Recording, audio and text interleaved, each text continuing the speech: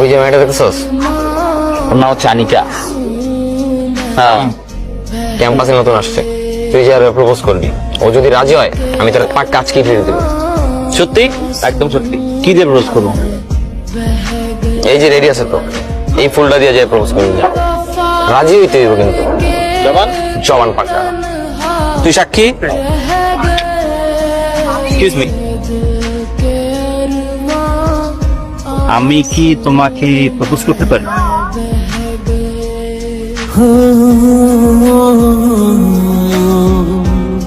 আমি কি নাম তোমার? আমার নাম তানজিম। তানজিম, আমি তোমার সাথে ক্লাস শেষ হবার পর দেখা করবো। জি? তুমি কি আনিকাকে সত্যি ভালোবাসো?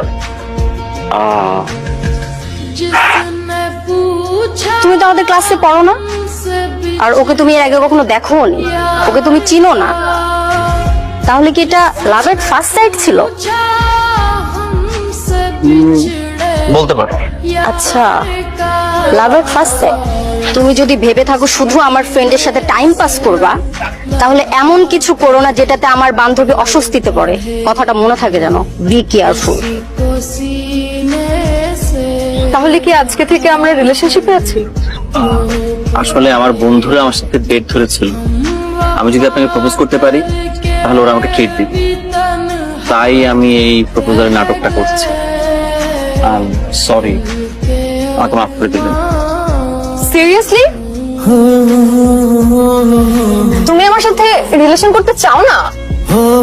শোনো, ক্যাম্পাসের সবচেয়ে সুন্দরী আর পপুলার মেয়ে, আর তোমার আমাকে প্রপোজ করা ভিডিওটা যেহেতু ভাইরাল হয়েই গিয়েছে, আর এখানে আমার ইমেজ ইস্যু তো আছেই, আমি একটা প্ল্যান করছি, যেটা হলো আজকে থেকে আমরা ফেক কাপল হওয়ার নাটক করবো। মানে? হ্যাঁ, কিন্তু আমার কিন্তু শর্ত আছে। কি শর্ত? এক, ফোনে বেশি কথা বলবো না। দুই, ক্লাসের পর একবার দেখা করবো। আর তিন, সত্যি সত্যি কিন্তু আমার প্রেমে পড়া যাবে না। তার মানে মিথ্যা প্রেমের নাটক? Kind of.